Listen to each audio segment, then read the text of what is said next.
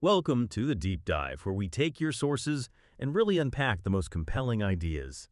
Today we're diving into some truly fascinating material. We're exploring contemporary cultural criminology and its surprising connection to existentialism. Now, this document, it comes to us courtesy of the University of London. We absolutely want to give them full credit for making these valuable resources available for educational purposes. Really great stuff. And this deep dive is also brought to you by Sinorbit Academy, Sri Lanka. Our mission today really is to walk through this material together. We'll be pulling out the key concepts, the important case examples, and the core arguments. And these arguments, they really challenge how we traditionally think about crime. It's a rich text, quite dense in places. So if you're navigating this topic for your studies, perhaps preparing for an exam, you want to pay close attention. We'll be emphasizing, maybe repeating the really important points to help them stick. So good luck with your studies, and yeah, definitely good luck with your exam. Indeed. And good luck for me, too. Criminology, as this source material makes clear right from the start, it's far from a settled science. It's what you'd call a contested space, a field with competing ideas about what crime actually is, why it happens, and, well, how we should respond to it. Traditional approaches, they've often focused quite narrowly, really, on establishing causation, finding those root causes, whether they're social, economic, or psychological, and on control, basically developing strategies to manage or ideally eliminate crime. And this often leads to what the source describes as a correctional attitude. A correctional attitude. Hang on, like viewing crime as something broken that just needs fixing. Is that the idea? Precisely. Yeah, that's a good way to put it. It's about diagnosing the problem, finding the fault, and then implementing some kind of remedy, fixing it. But this material, it introduces a profoundly different perspective, one that moves away from that correctional attitude, that fixing mentality, towards what's called an appreciative stance. Now, this is a core concept right away that we need to get our heads around. The appreciative stance. It's crucial. It doesn't mean approving of crime, obviously not, but it signifies a fundamental shift in approach, moving from simply wanting to fix or eliminate the deviant phenomenon to genuinely trying to understand it from the inside, to appreciate its meaning for those involved and its place within the wider culture. Okay, let's lean into this then. The appreciative stance. What exactly is at stake here? What do we gain, or what do we see differently when we adopt this appreciative stance? When we shift from just wanting to fix the problem to trying to truly understand it from, well, its own perspective. Well, the source opens with a really striking example, and it doesn't draw from, say, a crime statistic report, but from literature, specifically from Friedrich Nietzsche's On the Pale Criminal. It's from his philosophical work, Thus Spoke Zarathustra. And the story, it's chosen very deliberately, I think, because it immediately highlights what traditional, rationalistic views of crime might fundamentally miss. Nietzsche. Right off the bat. Not who you might immediately expect to find in a criminology text, which definitely signals this is going to be a different kind of deep dive. Okay, tell us about this pale criminal. What happens in the story? Okay, so Zarathustra encounters this man who's brought before a judge. He's charged with robbery and murder. The court, which represents this conventional rational system, right, it sees the robbery as the main crime. That's the logical motive, the reason for it all. And the murder, well, maybe that's seen as secondary, an unfortunate consequence, maybe something that happened in the heat of the moment during the theft. It's all very cause and effect, means to an end. Simple. Logical. Yeah. Based on the apparent motives you can see on the surface. Exactly. But Zarathustra, he immediately challenges the judge. He says something like, you haven't crept deep enough into this soul. He suggests the judge is only seeing the surface layer, the poor reason the man himself might give for his actions. Zarathustra claims the man's soul didn't just want to rob, it wanted blood. It thirsted, he says, after the bliss of the knife. The man's conscious reason, his poor reason, as Zarathustra calls it, merely rationalized this intense, underlying, almost visceral desire into the seemingly more understandable motive of robbery. It's a really profound point about, how our stated motives might just be masking deeper, less rational impulses. Wow. Okay, so the traditional legal view, and by extension maybe a lot of traditional criminology, might completely miss the real deeper motivation. The emotional, the sensual, maybe even the irrational core of the act. They focus on the what and the sort of rational why, but not the deep felt visceral why. Precisely. That's exactly the implication. The source uses this powerful, almost disturbing imagery from Nietzsche to describe the man's internal reality, not as a rational actor, not at all, but as chaos. A heap of diseases, a ball of wild snakes rarely at rest. Now, this isn't meant as a clinical diagnosis, obviously. It's poetic language trying to convey immense suffering, internal turmoil, conflicting impulses all swirling around. The man's deep internal state, his desires, his torments. They were interpreted by his own, perhaps limited, understanding, and certainly by the court, only through these conventional labels like murderous lust or greed for the bliss of the knife. And while those terms gesture towards that dark desire, they still feel a bit like external labels just slapped onto this internal chaos, rather than representing a true understanding of that dynamic, messy internal state. And this is where it connects directly back to us, right? To anyone Yeah. trying to make sense of crime, especially those acts that seem particularly disturbing or, senseless, like the murder in that story. When we're faced with sorrow or horror, we instinctively try to find meaning, don't we? To impose some kind of narrative. But in doing that, the source argues, we often overlook something the sociologist Jack Katz calls the foreground feature of crime. Now, this sounds really important. Let's repeat that. The foreground feature of crime. It seems like an absolutely key concept. Is it about shifting our gaze away from the usual background factors, things like poverty, upbringing, psychology, opportunity, and focusing intensely on the immediate, subjective, emotional, and sensual experience of the criminal act itself? Yes, that's spot on. It means paying attention to the emotions that aren't just causes of crime, but are deeply embedded within the act itself. Feelings like shame, rage, humiliation, resentment, arrogance, even pleasure and excitement. Nietzsche, through Zarathustra in that story, isn't just criticizing the judge, remember? He's also critical of the criminal for not fully owning his actions, for rationalizing his deep desire. Zarathustra actually says he prefers the heap of disease, the criminal, to the judge, because the criminal, in seeking a new act and breaking norms, has at least separated himself from the prevailing traditional morality and teachings, even if he didn't fully understand his own intense motivations or his position. He did something, even if he didn't get why. And Katz suggests that the offender isn't just passively pushed into criminality by these external sources or background factors, but is often actively seduced into it through a kind of dynamic process. He calls this a dialectic process. That sounds like another important idea we need to grasp. A dialectic process of seduction. Katz describes it, I think, as a process, quote, through which a person empowers the world to seduce him to criminality, it sounds. Active, not passive. Exactly. It's active. It's a back and forth, a kind of negotiation between the individual's internal state, their desires, their fears, their projections, and the opportunities, influences, or social dynamics happening around them. But the emphasis, as you say, is on the individual's active engagement, their empowering of the seduction, they're participating in it. So while traditional criminology might zero in on those background factors, cultural criminology, influenced by thinkers like Katian and Nietzsche, looks at the sheer positivity of the act itself. The emotions, the projections of self, the anxiety, the fears, the potential pleasure involved. It's that ball of wild snakes we talked about, not just existing, but in motion, actively influencing behavior. And this whole perspective asks a really challenging question, doesn't it? If traditional criminology sometimes dismissed intense subjective feelings like, say, pure revenge or sheer thrill as secondary, maybe irrational factors, a little consequence, well, is anything now beyond criminology's scope? That's a fundamental challenge to the boundaries of the discipline itself. If we expand our view beyond these narrow, often rationalistic definitions of crime, what does that actually mean for how we theorize about it, how we study it? Well, it leads us directly to this idea of needing a post or late modern theory of crime. The argument in the source is that in this contemporary era characterized by complexity, fragmentation, rapid cultural change, media saturation, no single grand narrative, no single overarching theory of crime seems sufficient anymore. It just doesn't capture it all.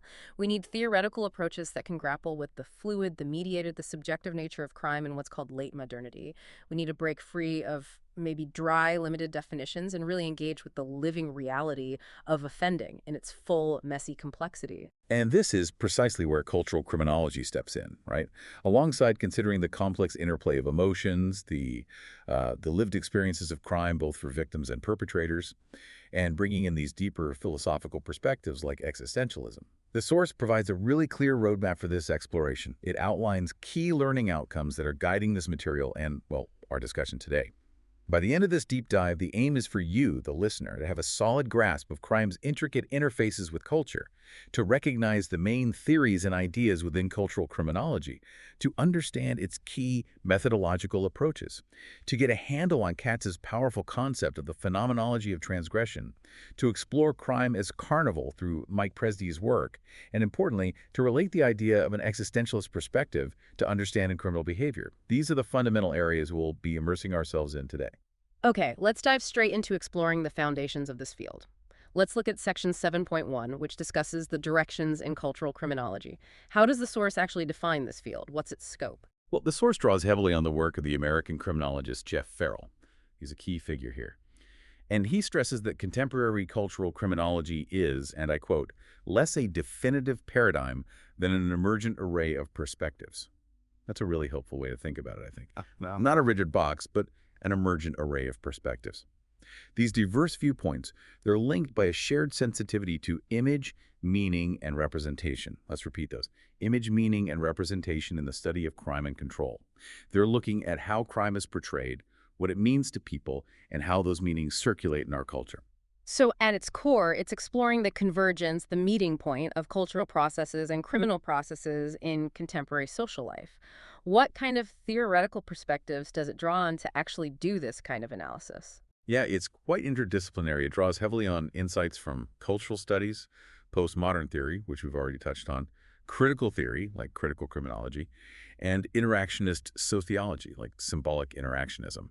And methodologically, it seems to frequently utilize qualitative approaches, particularly things like ethnographic methods, getting immersed in the world you're studying, and the analysis of media texts and various cultural artifacts. Right. And what are the specific topics or areas that cultural criminology tends to investigate? It sounds like it could encompass quite a lot, potentially. It does indeed. The source lists several specific areas of inquiry that fall under this cultural criminology umbrella. These include examining the stylized frameworks and experiential dynamics of illicit subcultures.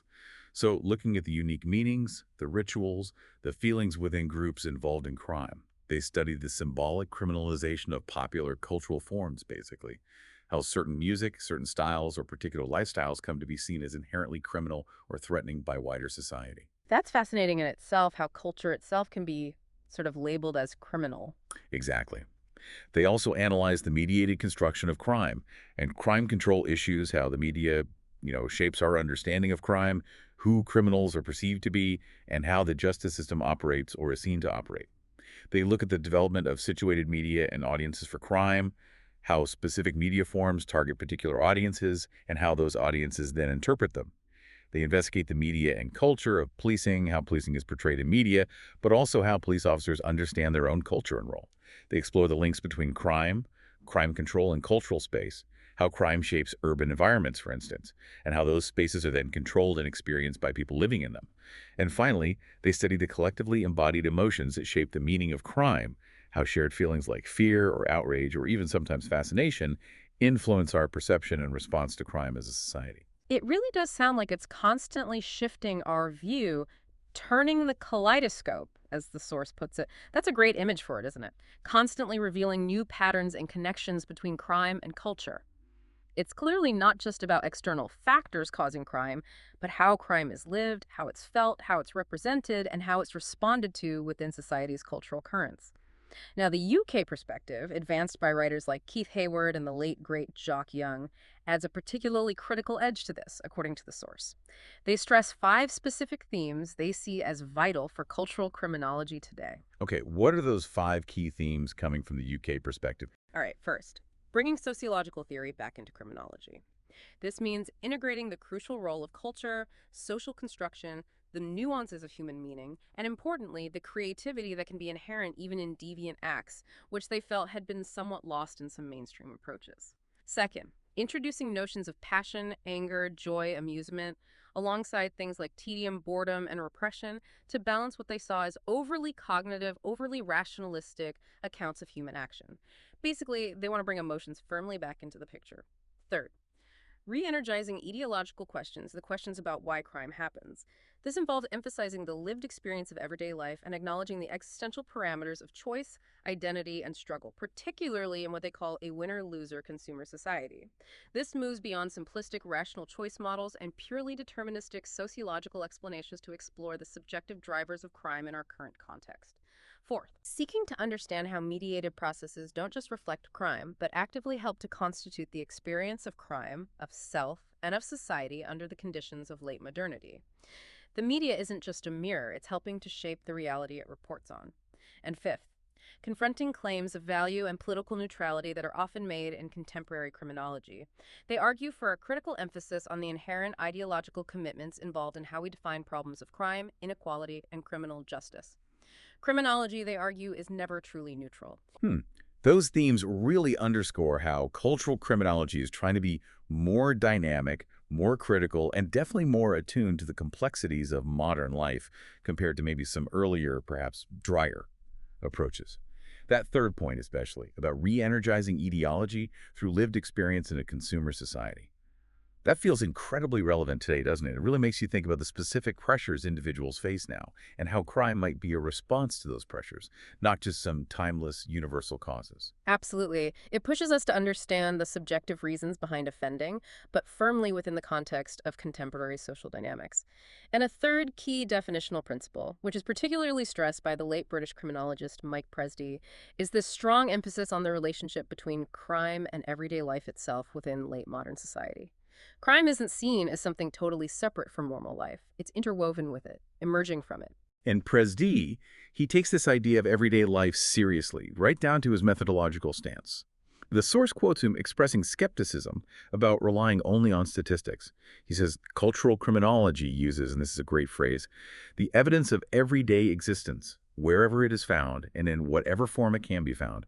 The debris of everyday life is its data. Wow.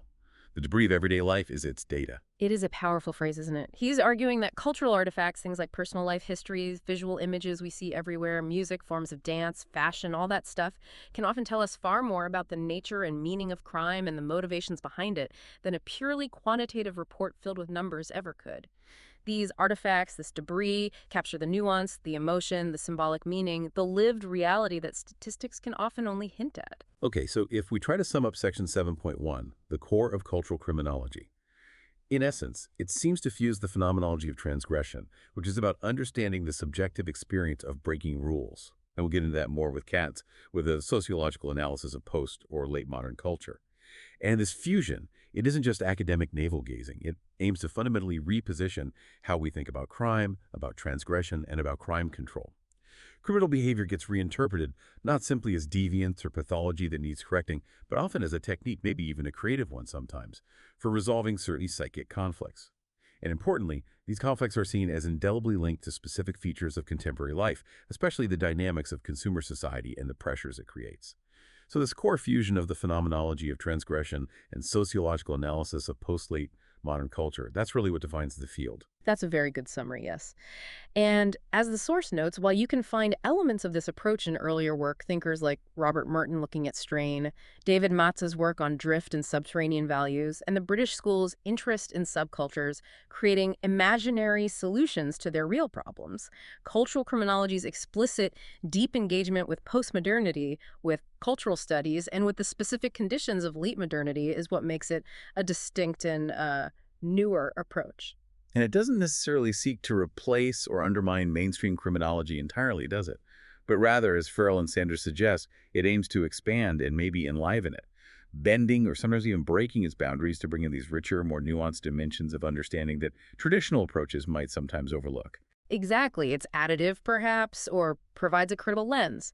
Now, cultural criminology might be relatively recent as a specifically named field, but it certainly doesn't emerge from nowhere.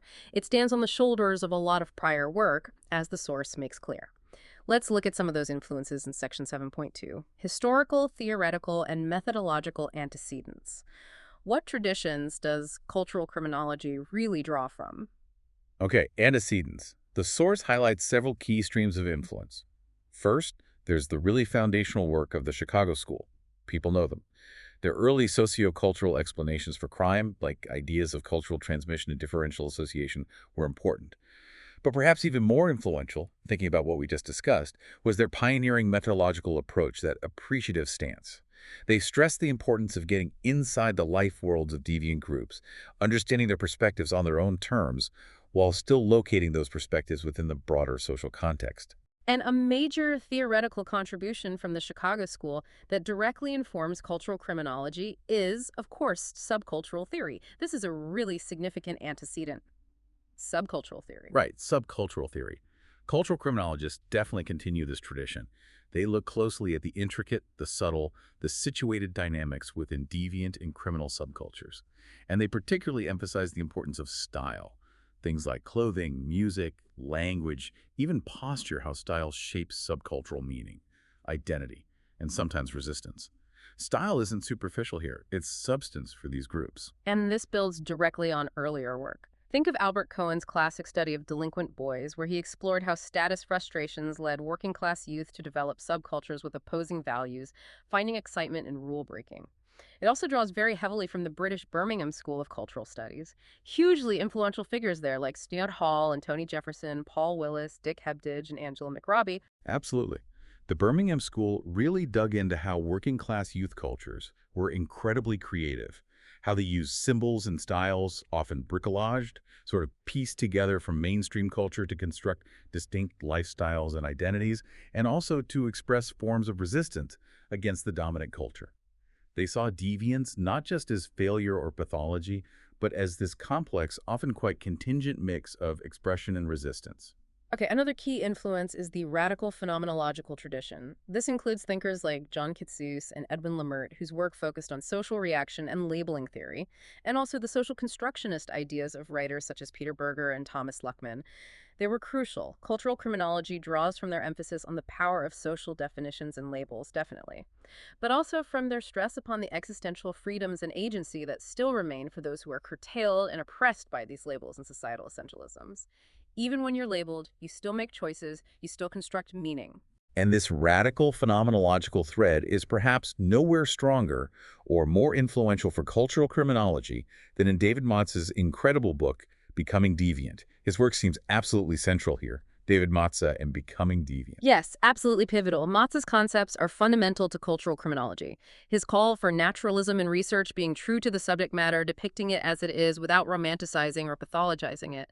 The idea of drift, that deviants often exist in this state of ambiguity, sort of drifting between conventionality and deviance. His use of pluralism, ambiguity, and irony to describe the complex nature of deviance. And most critically for cultural criminology, his concept of crime as transgression, an act that deliberately violates deeply held moral boundaries, which brings with it a specific, often intense, subjective experience. We also see the strong influence of critical criminology, particularly that radical British tradition emerging in the 1970s. You think of foundational work like Taylor, Walton, and Young's The New Criminology, which called for a fully social theory of deviance. And the subsequent research by figures associated with that movement, people like Stan Cohen, Jock Young, him again, Phil Cohen, Ian Taylor, and Jeff Pearson. Right. Their work focused heavily on the interaction between those who create deviant subcultures and the powerful forces, particularly the mass media and state agencies that react to, mediate, and essentially construct the meaning of those subcultures in the public imagination. And this emphasis on the dynamic interplay between actors and social reaction links directly to cultural criminology's enduring interest in symbolic interactionism. Symbolic interactionism, right? That's the sociological perspective focusing on how individuals create shared meanings through their interactions. So in criminology, it looks at how criminals, control agents like police or courts, media producers, and audiences all collectively construct and negotiate the meaning of crime through their ongoing interactions. Exactly. And Farrell notes that cultural criminologists elaborate significantly on the symbolic aspect of symbolic interactionism. They highlight the pervasive presence of mediated crime imagery in popular culture. They look at the complex negotiation of style and meaning within deviant subcultures themselves. And they study the emergence of larger symbolic universes where crime can take on broader political, social, or cultural meaning, going way beyond the immediate act itself. Okay, and finally, and this seems critical, there's the influence of postmodern theorization. Cultural criminology is very much understood, as you said earlier, as an attempt to develop a post or late modern theory of crime. And this is because of its deep engagement with contemporary cultural studies, its focus on fluid identities, the nature of social space in our digital age, and the dynamics of hypercapitalism. Yes, definitely. And a key postmodern proposition that cultural criminology really adopts is captured beautifully by Jeff Farrell when he says, form is content, style is substance. This is such a crucial idea to grasp. Form is content, style is substance. In traditional thought, often form or style was seen as kind of superficial packaging, something to be stripped away to get to the real content underneath. But in postmodern thought, and very much in cultural criminology, the meaning resides in the presentation, in the representation on the surface. Studying crime through this lens becomes, as Farrell puts it, a journey into the spectacle and carnival of crime. A walk down an infinite hall of mediated mirrors where images, representations, and meanings bounce endlessly off one another. It involves exploring the networks of connections that shape meaning, drawing on thinkers like Baudrillard, the intertextual media loops, drawing on Manning, where, say, crime news feeds fictional portrayals, which in turn influence how crime is committed or policed, and the complex discursive interconnections between media, control agents, and subcultures. It's about studying not just images of reality, but literally, as the source says, images of images. Wow, images of images. That really captures the complexity. Okay, so having covered the theoretical roots, let's turn to how cultural criminologists actually go about studying this complex, mediated landscape. Section 7.3 covers the methods of cultural criminology. Given its diverse influences, what does their methodological toolkit actually look like? Well, Jeff Farrell describes cultural criminology's methodologies as a melange, a kind of blend reflecting its diverse theoretical influences. However, two significant and foundational traditions really stand out. The first is ethnographic research. That's ethnographic research, fieldwork. Okay, and this directly reflects that symbolic interactionist interest we discussed, right? The need to understand the precise nuances of meaning within particular cultural and subcultural milieu. It connects back to those classic sociological and criminological studies that involved immersing oneself in the lives of deviant groups. I'm thinking of work like Howard Becker studying marijuana users, Ned Polsky with pool room hustlers, or Paul Willis's study of working-class schoolboys learning to labor. Right, those are classic examples. But cultural criminology's ethnography often goes deeper, or maybe in different directions. It's an ethnography that's deeply immersed in culture itself, not just social interaction. It's interested not just in social structure or face-to-face interactions, but in lifestyle, the symbolic meanings people create, the aesthetic dimensions of their lives, the visual aspects of culture. It also incorporates recent developments from other disciplines, anthropology, feminist methodology, cultural studies, social psychology. And these influences mean cultural criminology views field research not as some detached objective exercise, but as an inherently personal and often quite political endeavor. Which leads to an emphasis on reflexive reporting, or conducting an ethnography of ethnography, as the source puts it. It means the researcher has to account for their own role in the research process, their own positionality, where they're coming from, and how their presence might actually shape the interactions and meanings they observe. Farrell and Markham call this the methodology of attentiveness, suggesting a kind of criminological verstehen, a deep, empathetic understanding from the subject's perspective. Exactly. And that connects right back to Matz's concept of naturalism, doesn't it? That call to be true to the subject, to depict their world as they experience it without imposing the researcher's own biases, whether those biases are romanticizing the behavior or pathologizing it. Okay, so ethnography is one major strand. What's the second major methodological approach? The second major strand, equally crucial, is the scholarly reading and analysis of mediated texts.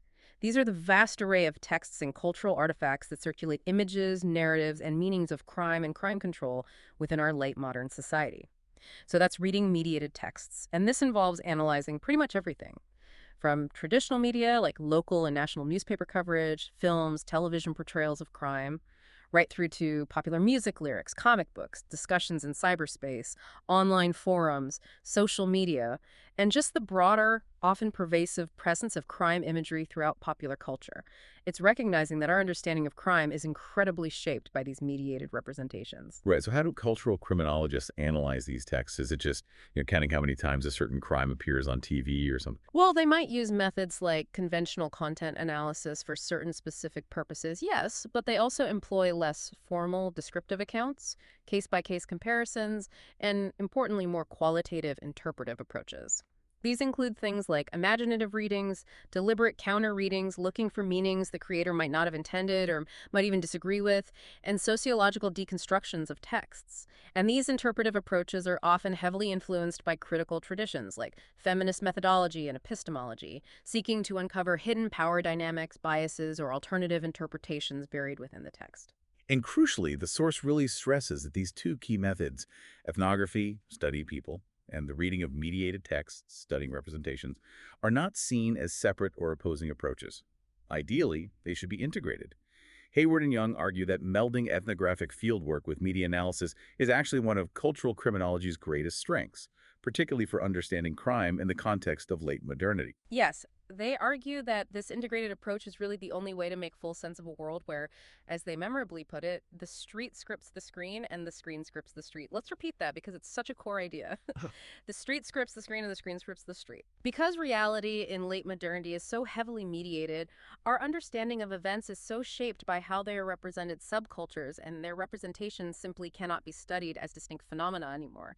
Ethnography, studying the street, and textual analysis, studying the screen, are inseparable because they are constantly influencing each other in this feedback loop. The simple traditional sequence of media first, effects second just doesn't capture this complex circular interplay. Right, so criminal events and identities don't just happen and then get reported by the media in a neutral way. They exist within a media-saturated environment right from the very beginning. They're just a moment in this continuous mediated spiral of presentation and representation. Some cultures might take images from the media and reinvent them for their own situated styles and identities, sure, but they are also simultaneously being reinvented themselves as they are displayed, consumed, and interpreted through various media platforms. It's a constant back and forth. And as Farrell and Sanders describe this process, cultural criminologists study not simply images of crime, but images of images, an infinite hall of mediated mirrors. It's that constant reflection and refraction of meaning between lived experience and mediated representation, making the two inseparable as objects of study. Now, this integrated approach, with its emphasis on qualitative depth, subjective meaning, and mediated culture, it explicitly runs counter to much mainstream empirical criminology, doesn't it? The source suggests mainstream criminology is often shaped towards scientific efficiency in a way that can, perhaps unintentionally, dehumanize both the researchers and the subjects of study by reducing complex human behavior down to just measurable variables. Yeah, Patricia and Frida Adler, who are themselves renowned ethnographers, are quoted noting that while classic criminology sometimes had this sort of idiosyncratic, impressionistic, ethnographic element, much of today's dominant criminology involves researchers trained primarily in methods like large-scale survey research. And these methods are, as Farrell puts it rather wryly, designed, again quite explicitly, to exclude ambiguity, surprise, and human error, which are precisely the elements, the messiness of real life, that cultural criminologists actually want to capture and understand. So, cultural criminology's attitude towards purely quantitative analysis, with its focus on rich, qualitative understanding and embracing complexity. It's perhaps best summarized by the philosopher Paul Feyerabend's famous, maybe infamous, methodological injunction for scientific progress. Anything goes. Not in a chaotic sense, I assume, but in the sense that no single method has a monopoly on truth and diverse approaches are needed. That's a provocative phrase. Anything goes. Yes, exactly. From this perspective, quantitative data isn't seen as scientifically objective, precise, or universally certain in the way it's sometimes presented. It's viewed as an imperfect human construction, always situated within specific social, historical, and political contexts. It can, perhaps, sketch a faint outline of a phenomenon, sure, but it can never, on its own, fill that outline with the essential dimensions of meaningful understanding. The lived experience, the emotions, the symbolic meaning, the cultural context that cultural criminology seeks as its primary goal. Numbers alone don't tell the whole story. Okay, that makes sense. So having discussed the theory, the antecedents, and the methods, let's look at two really prominent examples of this cultural criminological approach in action. We absolutely have to start with section 7.4, Jack Katz and the Seductions of Crime. His work is foundational. That's Jack Katz and the Seductions of Crime. Yes, Katz's 1988 book, Seductions of Crime, is undoubtedly a central text. It really crystallized many of these ideas. His core argument, his starting premise, is incredibly bold. He states that there are moral and sensual attractions in doing evil. Let's repeat that. There are moral and sensual attractions in doing evil. It immediately forces us to think beyond purely rational or purely pathological explanations for crime. Right. And this is the foundation for his detailed accounts of various forms of antisocial behavior. He argues really forcefully that traditional accounts of crime, whether they come from psychology or sociology, have routinely neglected or maybe simply failed to see the crucial emotional dynamics and experiential attractions that he believes are absolutely integral to much crime. They miss the lived experience of criminality. Exactly. He really laments this oversight. He writes, somehow in the psychological and sociological disciplines, the lived mysticism and magic in the foreground of criminal experience became unseatable, while the abstractions hypothesized by empirical theory as the determining background causes became the stuff of scientific thought and rigorous as method. He's making a direct plea here to shift focus. Pay attention to the foreground, the immediate felt reality of the act, rather than getting lost only in the background factors that might predispose someone to crime. Both are important, maybe, but the foreground has been missed. So traditional causal explanations, whether they look at social structure, environment, genetics, or even rational choice, they tend to strip away the very emotions that are crucial to understanding the act from the inside. Things like humiliation, arrogance, ridicule, cynicism, and yes, those powerful sensations of pleasure and excitement.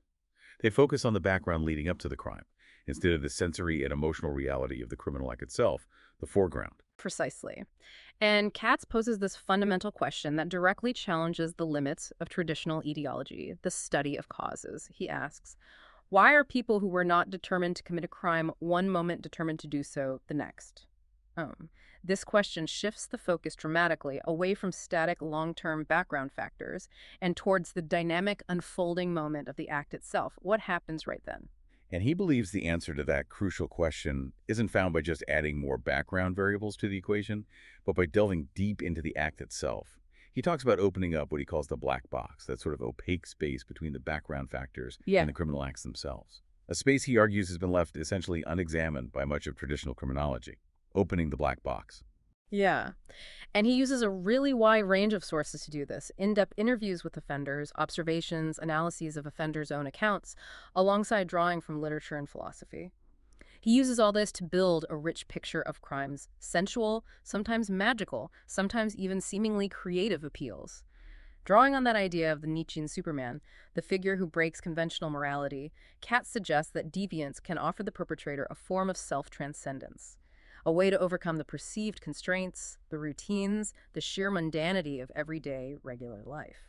So from this subjective perspective, crime isn't just a rational calculation of risk and reward, or simply a symptom of some underlying pathology.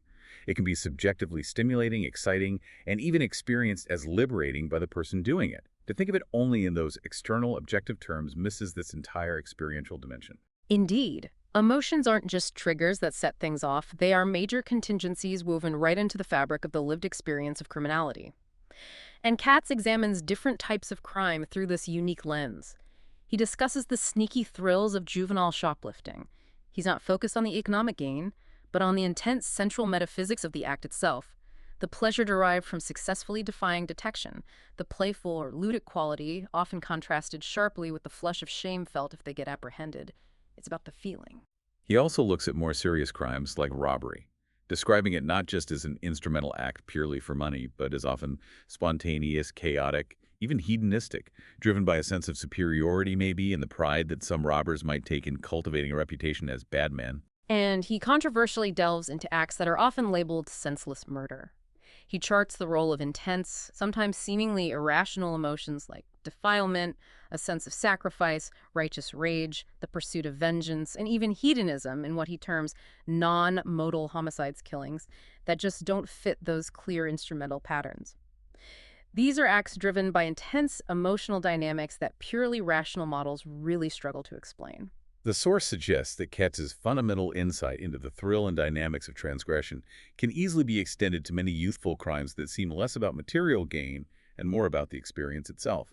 Things like vandalism, joyriding, or car theft, fire starting, making hoax calls, cruising around, peer group violence, even recreational drug use. These acts often seem driven by youth expression, the search for exhilaration, gaining status within a peer group, and the sheer pleasure found in transgression itself. And this perspective highlights a key advantage of Katz's approach and cultural criminology more broadly. It helps us understand why criminality isn't exclusively the preserve of those who are economically and socially disadvantaged, even though those groups might be heavily overrepresented in the official criminal justice system data. Katz's perspective suggests this overrepresentation might have more to do with the social construction of criminality.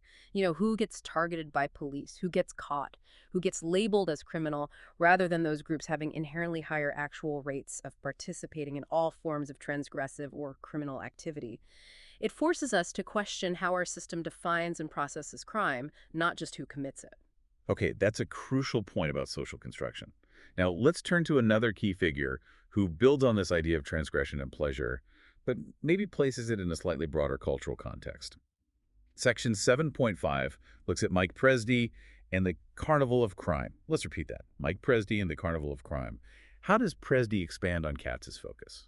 Right, Presdy. His book, also titled Cultural Criminology and the Carnival of Crime, definitely shares Katz's emphasis on the inherent pleasure, the excitement, the sensualness involved in transgression. That's a clear link. However, Presdy is perhaps more explicitly concerned with the broader social and political context in which crime and cultural practices emerge. And crucially, he focuses on the ways in which culture, particularly oppositional cultural practices, are censored, regulated, and suppressed by state agencies and society in general. So he sees this as a more critical brand of cultural criminology.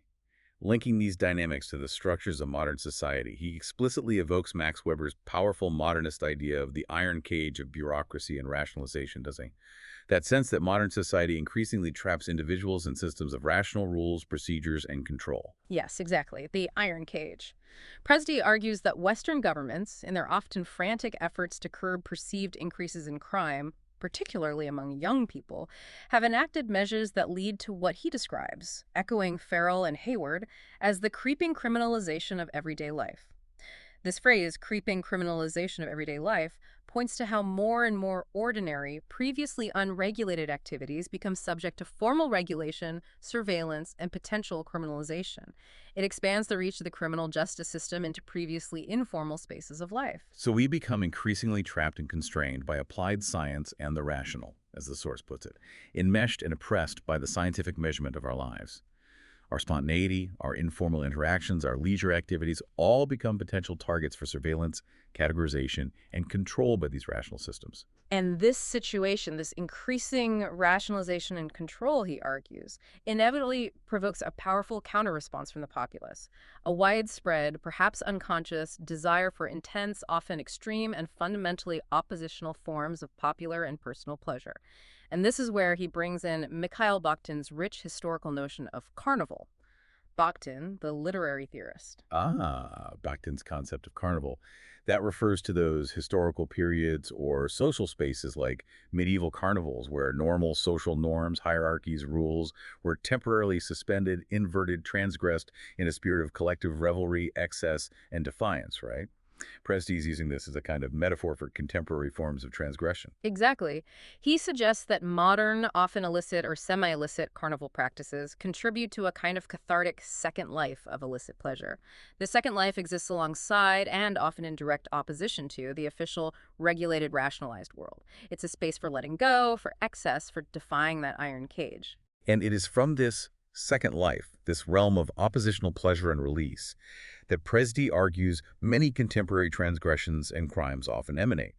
It's the genesis for behaviors that seek to destroy, disrupt, and dissent from the imposed order.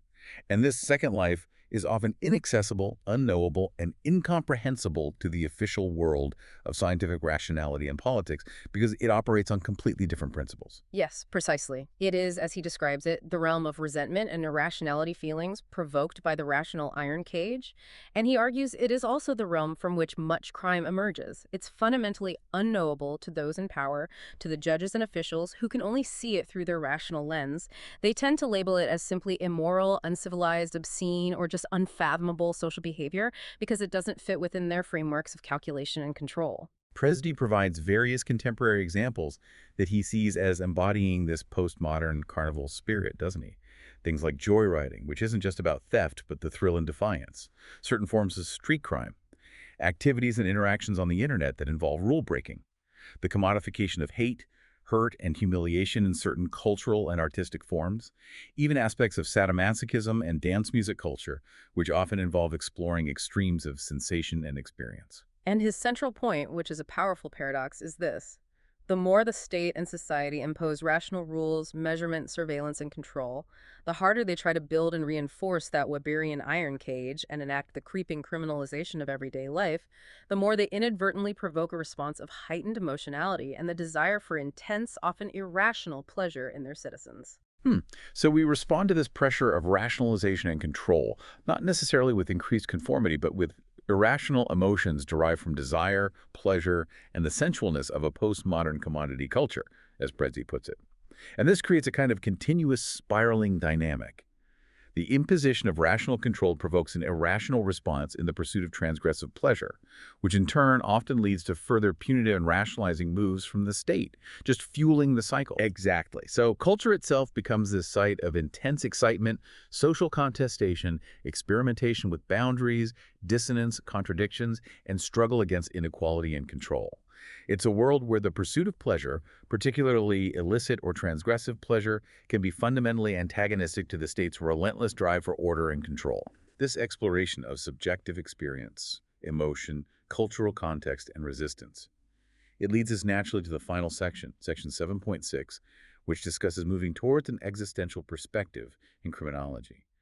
This seems like perhaps the deepest philosophical layer underpinning many of these ideas. Let's repeat that key concept. An existential perspective in criminology. What does the source mean by bringing in existentialism here? Well, as the source explains, this isn't necessarily tied to the specific doctrines of one particular philosopher, like Sartre or Camus or even Nietzsche himself. It represents more of a broader family of problems and issues about thinking and living through existence itself.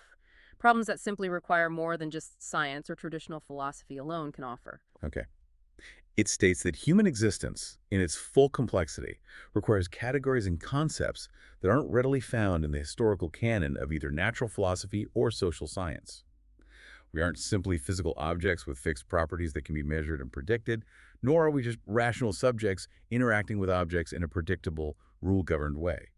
We are described as somehow more than these frameworks allow for. Right. And whether adopting a religious or a secular viewpoint, existentialist thinkers generally contend that the natural sciences, physics, biology, psychology, and the categories they typically employ, like matter, causality, function, motivation viewed purely as a psychological drive, things like that, are fundamentally insufficient on their own to fully grasp the essence of human beings and human experience. These sciences can explain important aspects of our being, for sure, but not the core of our existence, our being in the world. And crucially, simply supplementing this scientific picture with traditional moral thinking isn't enough either, according to this view. Categories of moral theory like intention, blame, responsibility, duty, which are typically governed by norms of good and right, while absolutely vital for social order, they still don't capture the full spectrum of human reality. Scientific thinking is primarily governed by the norm of discovering objective truth, moral thinking by norms of discerning good and right action. The existential perspective argues that a third, further set of categories is necessary to grasp human existence itself. And these categories are fundamentally governed by the norm of authenticity. That's a core existential concept and a really key takeaway here, authenticity.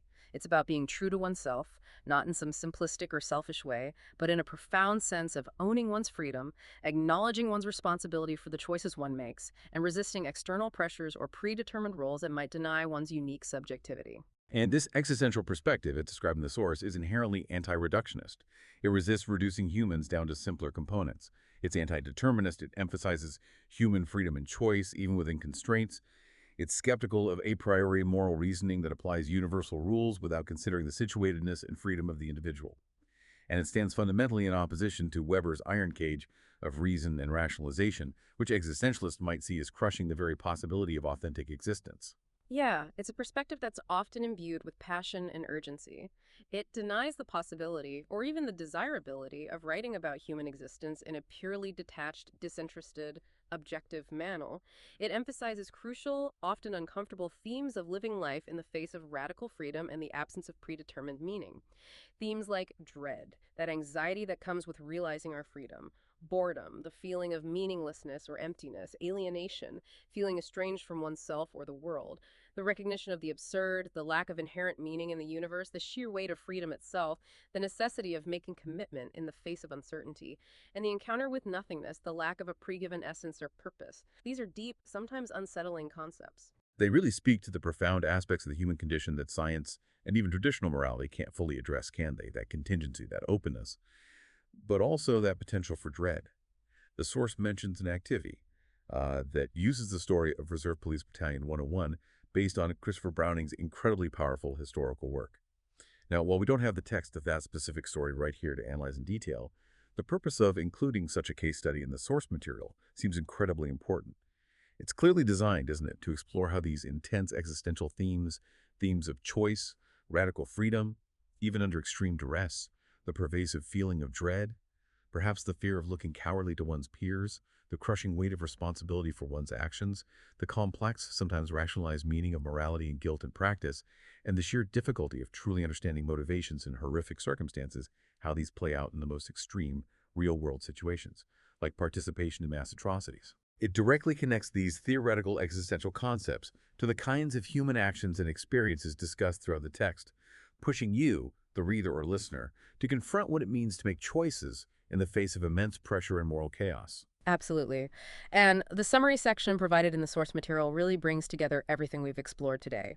It recaps the introduction to cultural criminology as a distinct field, traces its key historical antecedents, outlines its distinctive qualitative and integrated methods, and introduces this powerful idea of an existential perspective as a lens through which to understand crime. The overarching aim of this material, as stated right there in the summary, is to help you understand or at least begin to grapple with some of the complex interfaces that exist between contemporary culture and the current crime problem. This kind of work represents some of the ways in which cultural criminology seeks to offer an alternative, a counterpoint, to what it sees as mainstream criminology's sometimes overly modern, allegedly scientific methods. It provides the rationale, the ethos, for adopting this cultural approach to understanding crime. And the self-assessment questions listed in the source are excellent prompts for further thinking and study.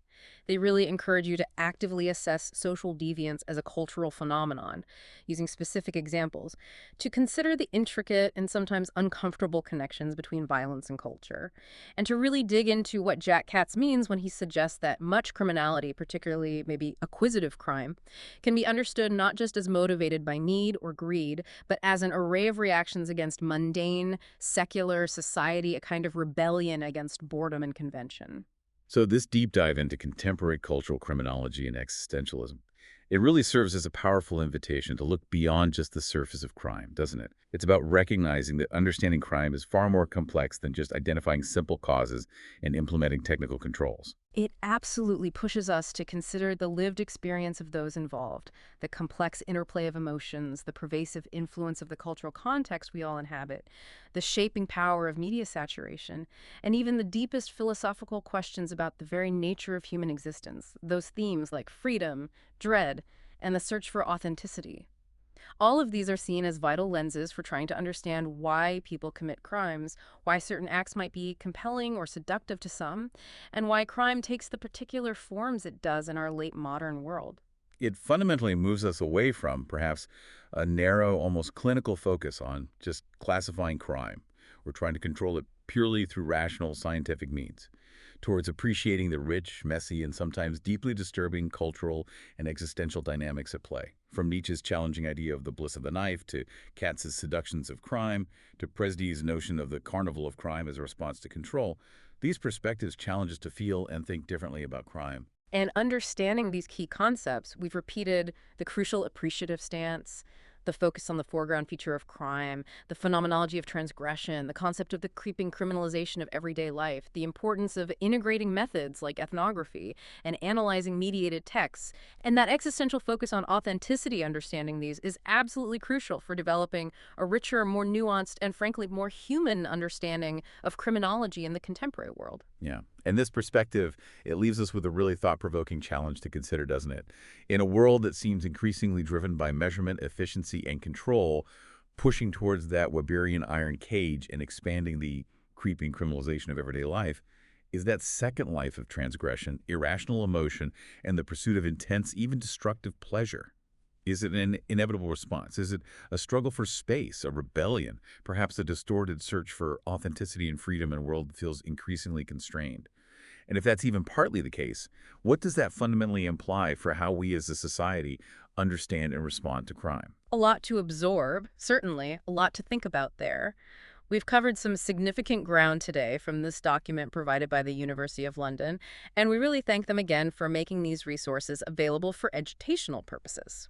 And we certainly hope this deep dive, brought to you by Sinorbit Academy, Sri Lanka, has provided you with valuable insights, helped clarify some of these complex ideas, and given you a strong foundation as you continue your studies and prepare for your exams. Remember those key concepts we emphasize throughout: the appreciative stance, the foreground feature, the phenomenology of transgression, the seductions of crime, the carnival of crime, creeping criminalization, the importance of lived experience, the role of mediated texts, existentialism, and authenticity. Keep exploring these ideas and their fascinating, often challenging connections. Good luck with your exam. Good luck. And thanks for joining us for this deep dive.